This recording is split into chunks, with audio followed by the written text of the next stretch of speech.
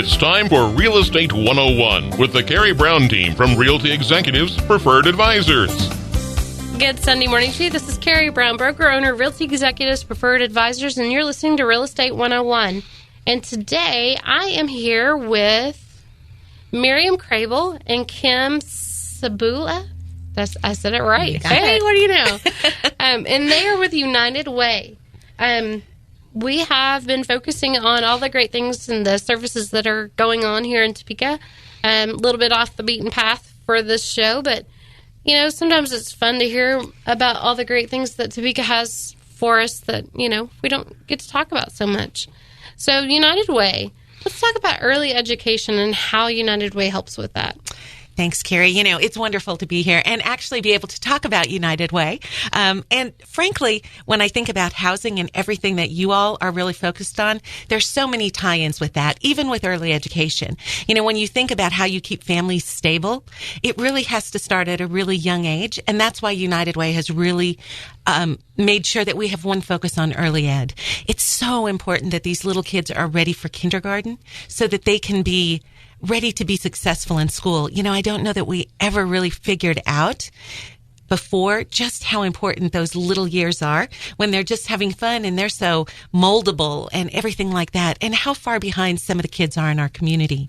So making sure that they have that best start possible is what we really care a lot about.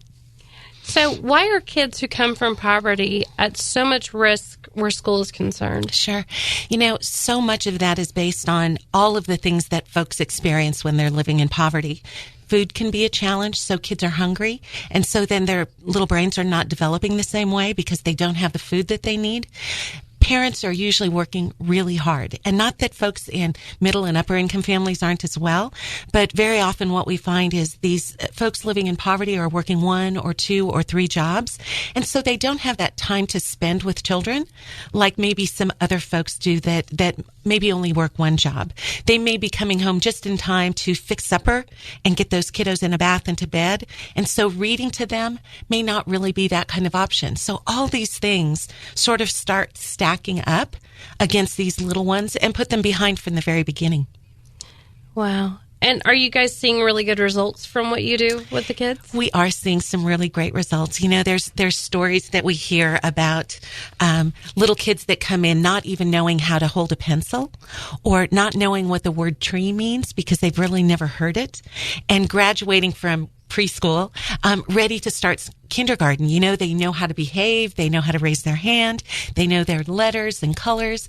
And they're really kind of positioned with those literacy skills to be able to start kindergarten and really then succeed. So we are seeing great results. And I'll tell you what, Karey, one of the other things that we're seeing is this focus on early education is helping parents in ways that I'm not sure we understood that it would help. Everything from giving them a different sense of hope for their child, because people are coming in to mentor these little 4-year-olds, right? So if you want to have a great way to start your day, go mentor a 4-year-old, right? They are so happy to see you, and they are just full of joy and hope, and it's great. So, but the parents see that then and really want to do something different with their lives to try to give their children a different opportunity. Not to mention 4-year-olds are just absolutely adorable. Aren't they? We think so too. It's like my favorite age. So after kids start kindergarten, ready to learn, what's the next phase that United Way gets involved in? You know, the next thing that we really do is about on-grade achievement. And I'm going to let Kim talk about that. Yeah, so once kids get in school, we really want to focus on keeping them on track or on grade level. We know that as kids get in school, there are so many opportunities for them to fall behind. And when they fall behind in those early grades, it has long-term impact in their ability to stay on grade level with their peers and graduate on time. And that graduation piece leads to so many next steps in their life around being financially stable and having the opportunities that they need to have a successful life. So when we think about, you know, really making sure that our work is focused around keeping them on track in reading by the time they're hitting the end of 3rd grade and keeping them on track in math by the time they're hitting the end of 6th grade. And so how exactly do you guys get involved to help them succeed with that? Sure. So, you know, when you think back to your school days and you think about this idea of reading or math, those first couple of grades, life was pretty good, right? At least it was for me. But when you're behind in reading, it just keeps putting everything else behind. Once you hit 4th grade, you're starting to need to be able to read in everything, whether that's to do those story problems in math or that science experiment. And then in math, you start that logical piece. And if you don't get through that on track in 6th grade, then algebra becomes even more confusing than it is for the average person like me who still doesn't know how to find X if I had to, right? Me either. But really what we focus on is supporting kids both outside the classroom as well as inside the classroom to some degree, looking at those out-of-school opportunities that help provide enriching experiences that help them get on track, whether that's tutoring opportunities where they have some small group or one-on-one opportunities to really dig into reading and math at a very different level and have that experience, or whether that's having a school-based coordinator who is in the building, who is not an employee of the school, but is really helping solve some of those barriers that often we don't think about. Miriam mentioned when it comes to early education about little ones not having access to nutrition and how that impacts their brain. It's the same thing when they get a little bit older. For a kiddo who does not have the access to nutrition that they need over the weekend, it takes them until Wednesday to get caught back up in the classroom. So Monday and Tuesday, their body is purely in survival mode to get the nutrition back up to where they need. So their ability to concentrate or behave in a classroom setting is incredibly a challenge, both for the kid and for the teacher. So when a school-based coordinator is able to dig in a little bit deeper with the family and figure out, is it the stress because mom or dad is sick or unemployed? Is it that they're not accessing a local food bank? What are the steps that we can put in to help at home that really allow some of those barriers to be removed for children? And I know if you listen to the radio show with Barry Feaker, he was talking about how their brains don't form. So as they become adults, they didn't form correctly because of, didn't have adequate food. I'm sure it's a vitamin deficiency. Things along those lines. They can't actually pull out of that necessarily as they become adults to be able to be functioning. So then that increases the homeless population. So you guys are getting in on the ground floor and really helping to form their future. Right. And whether it's the early ed work or the on-grade work, that's exactly it. Can we prevent some of those things from happening on down the line for them by being really intentional with how we're trying to help them early on? Yeah. And I think a lot of people don't realize that Topeka has a problem. Oh, yeah. And we do. We absolutely do. Some of the communities that we're working in where we have high quality preschools or we're working with these kids that are in elementary school, their families are making $8,200, $8,600 a year. Oh, wow. So even when you think of assistance that they might be getting, they're still behind, and they're just not able to catch up, to really be able to get all of those things that we know these parents really want for their children. Financially, it's just not possible. And the stress on those parents then of always being worried about money, it just doesn't provide for a great environment. And when we think about going beyond the stress that the parents have, kids are amazing and they pick up on those things. And so, when a child is in school and really struggling with behavior, sometimes that's a direct correlation to the stress that's going on at home. Kids aren't oblivious to those challenges. And so anything that United Way can do with our partners and our collaborators to really step in and help eliminate those barriers and those stressors at home, it has an incredible impact on a child's ability to perform in the classroom, whether that's in preschool or in grade school. So let's talk about the health and how you guys contribute to that. What do you guys focus on in getting people healthy and moving forward? I'll tell you what. So we were really focused on adults and have found that adults can be kind of challenging creatures to try to get them to change behaviors, right? Just to go to the doctor. Just to go to the doctor. Absolutely. So our focus on health really comes from a multi-pronged approach. One thing that we know in our community is that hunger is prevalent and access to really nutritious food and even to exercise, which seems a little odd, but is a real challenge for folks. So many people don't have a car. So to get to a grocery store, if it's more than just a few blocks away, is a real challenge. And that is a problem in Topeka, especially in some of our most impoverished neighborhoods. So that means that the access that they have to really good food is almost not there because they're going to like a quick trip to get food and that kind of thing, or to a dollar store. And there's nothing wrong with those stores. That's not my point, but the ability to then have access to fresh fruits and vegetables or proteins, that are what they really need. Yeah. Exactly. So those things that we kind of sometimes, I think, take for granted, because I can just drive on my way home and stop at the grocery store and pick up what I need. So trying to, number one, bring awareness, but also do things like try to help change policy and making sure that there are farmers markets in neighborhoods that wouldn't necessarily just be in downtown Topeka, but on the east side or some of the other places. The other thing is around helping people move more, helping them have a place to go to exercise. And that might mean talking to the city council about sidewalks. Do we have sidewalks? Do we have good lighting? Can people really just get out into their neighborhood and move? It doesn't have to be a gym. There's lots of ways, but really encouraging people to take advantage of just the outdoors and make them aware of how that can really help them.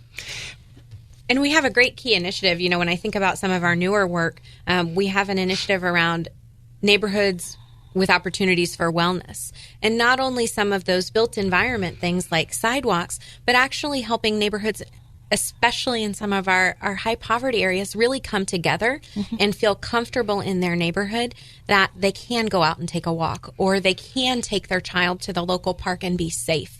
So really helping them build some relationships that it seems like that wouldn't have an impact, but it does. When we have families and neighborhoods that come out and work together, then it's amazing how much more you will actually see people out on the sidewalk or taking advantage of the local park. Mm-hmm. The other thing we find, too, is even so helping people have access to prescriptions and health care is a big deal. We have so much work going on in the Pine Ridge neighborhood over in East Topeka as a partnership with the Topeka Housing Authority. They're even building a wellness center on site so folks have access to getting their blood pressure taken or being able to access over-the-counter medication. Things that we think we can just go pick up. Sometimes people can't because they can't make it to the store. So kind of getting folks in that mindset of going to a healthcare professional and making that a normal activity. So there's a variety of different focuses, and health is just so big. There's so many ways to look at it, and how do we make the greatest difference? It's always a challenge for us. Absolutely. I know in the interview with Barry Feeker, they were talking about high crust community. Yes. And just different ways that people can get involved and get to know their neighbors. Some neighborhoods necessarily aren't those neighborhoods. Mm-hmm. Just getting to know each other might be an obstacle. It is absolutely an obstacle. I mentioned Pine Ridge and the work that we're doing there. In particular, it started as an early education kind of focus, but the most amazing things have happened there. So while we were all focused on getting these kiddos ready for kindergarten, the neighborhood started to transform. Parents started taking a very active role in their children's lives. They got to know their neighborhoods, their neighbors, all of the things going on there. We had our Young Leaders Society, which is a group of young donors for us, that went in and built a Born Learning Trail that was an activity for parents to do with their kids. Here's what started to happen. They've seen crime decrease. For the first time ever, a couple of years ago, they got calls from residents in the Pine Ridge community saying, okay, I've lived here for over 10 years. And for the first time ever, kids came and trick-or-treated at my door from my neighborhood. We saw parents going outside and building snowmen with their kids, right? These are not necessarily the things that we thought we would be helping, but what it's doing, it's transforming the neighborhood and giving them this sense of connectedness with each other. It used to be the police wouldn't even drive into that neighborhood without having backup. Well, now they go in just to talk to residents, not because there's a problem, but because they're just building those relationships. So it's amazing when you start to see the connections you just talked about being made. It takes volunteers to kind of get started going in, helping people see that it's okay. And then little by little, things start to change. It's been amazing. And it takes collaborations that are so different. They look so different now for United Way. And we think about having partners that come to the table and there's not money involved, right? It's not that we're paying someone to do a program. It's that we are coming together as a community and really focusing on the needs of our residents and figuring out how we're going to make it happen with or without the money at the table. And so, Topeka Housing Authority is a great, they're a great partner with us.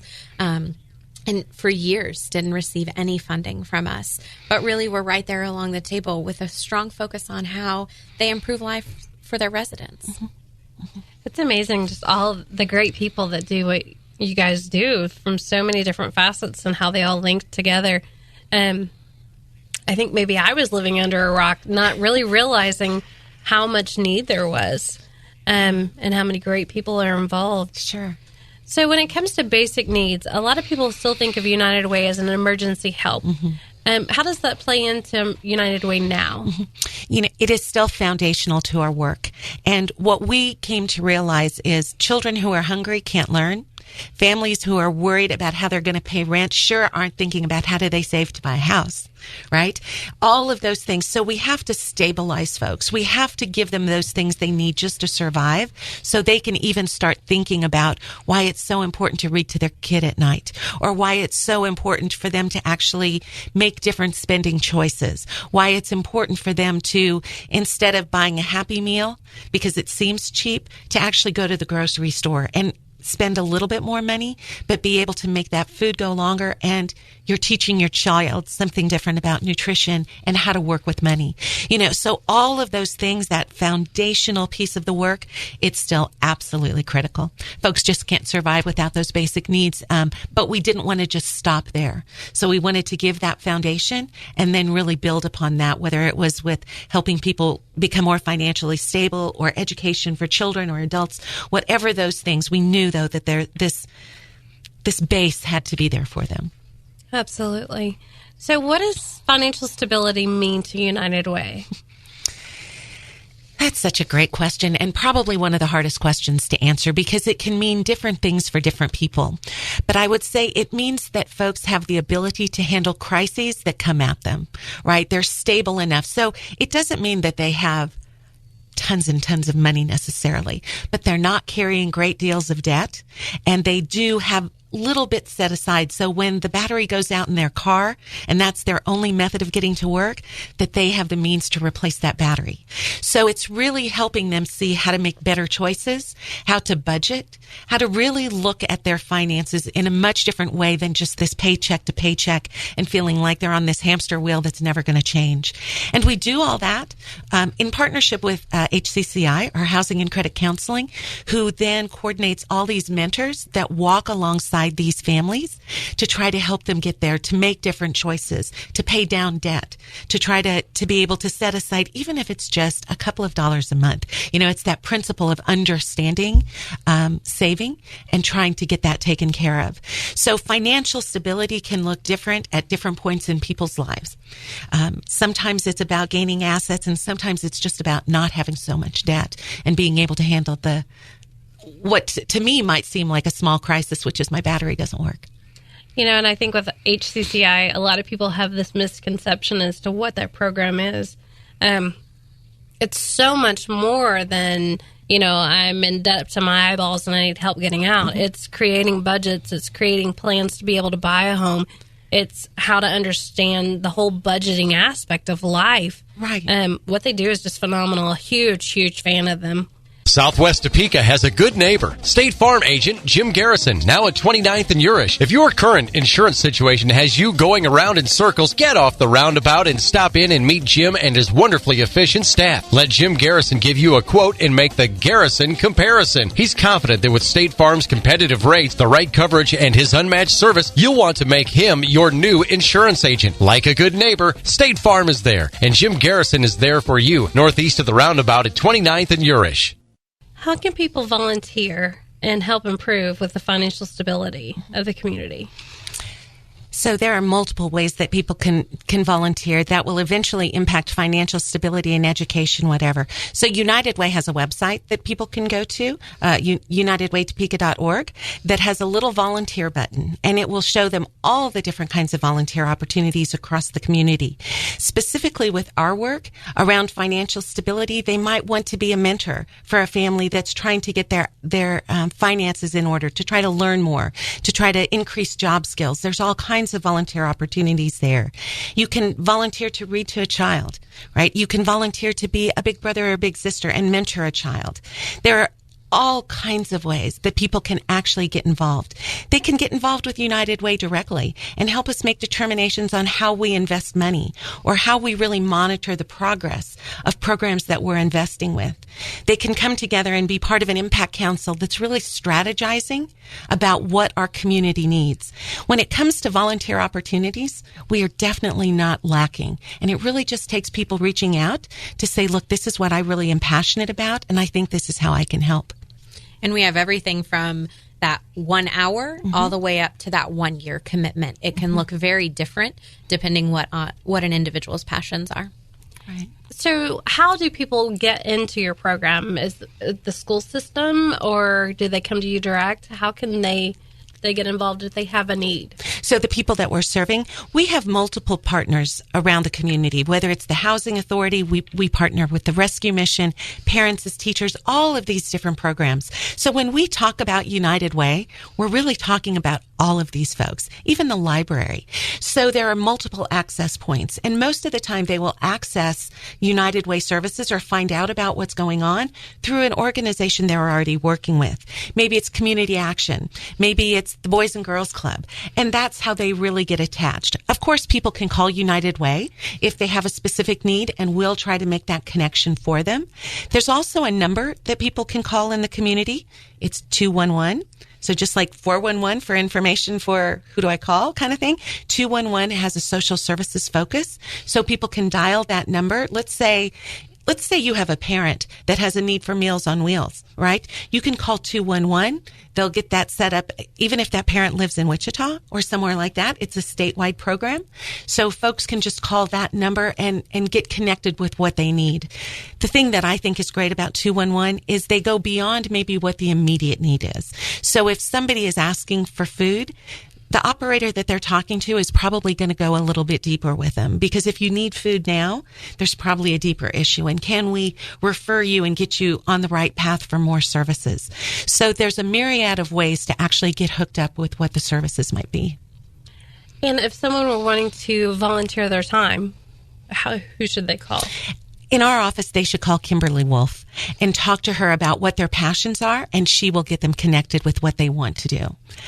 And what's the number?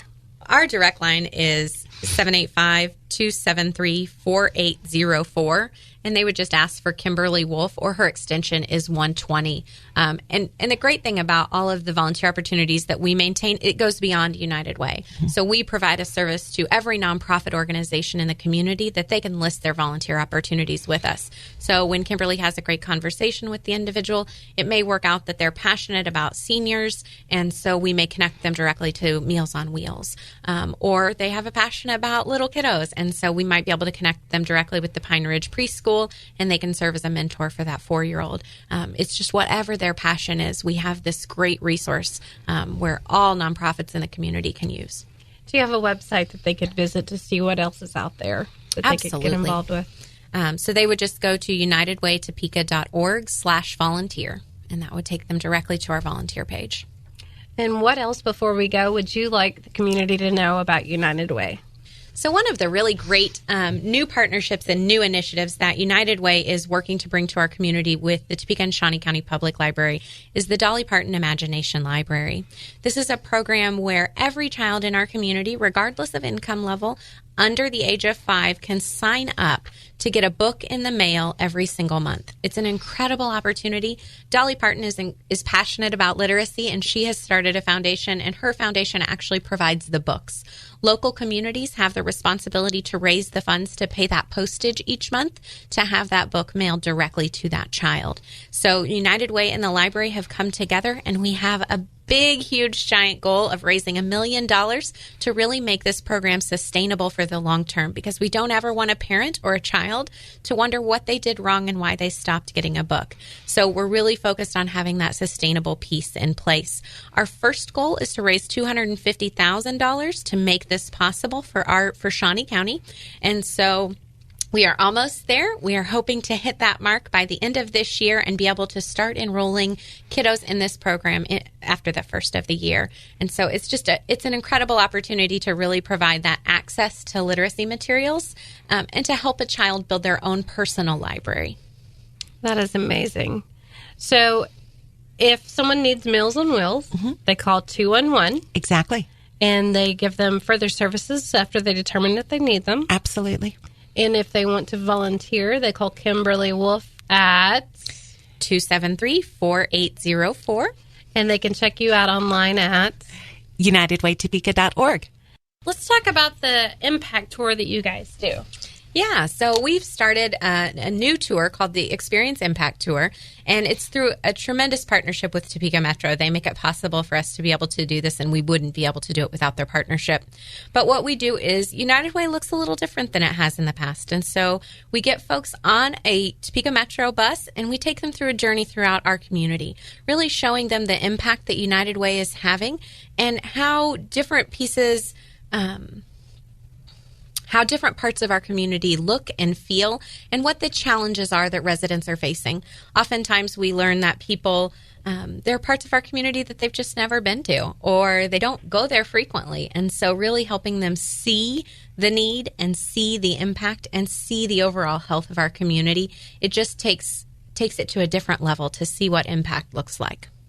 And I genuinely believe that people don't, because it doesn't necessarily impact them directly. Mm-hmm.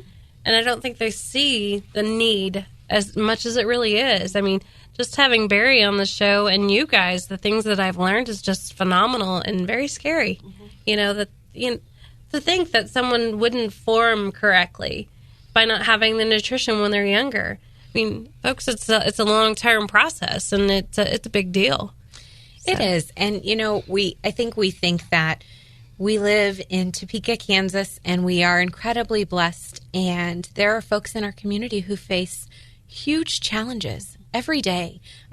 It's not that they're perfect. They've potentially made some mistakes, but their mistakes have just skyrocketed their life down a trail that they can't even begin to stop. Mm-hmm. And once that starts, then it starts ticking away at everything. And when an individual stops hoping for something more, stops hoping for a different future, it really does make a lot of things impossible. And I think helping our community see that we have folks right across town, right around the corner, who are struggling tremendously, whether that's with food, whether that's with access to a book, whether that's how to pay their rent. We have some folks who face tremendous challenges right here in our own neighborhoods. And the difference that people can make just by being involved and being willing to walk alongside folks, it makes a difference that is not even describable, because it gives people hope. Who would have thought that hope would be that thing that we would start focusing on so significantly?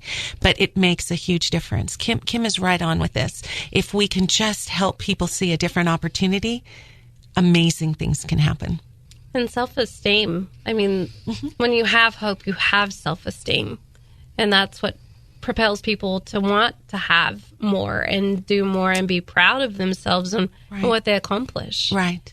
So. You bring up self-esteem. There are stories that we could tell you about the whole situation with folks not being able to afford soap or laundry detergent, right? So then moms don't want to go to parent-teacher conferences because they don't feel clean or presentable. And so sometimes we make judgments on why this mom isn't getting involved with her kid. Well, she doesn't really care.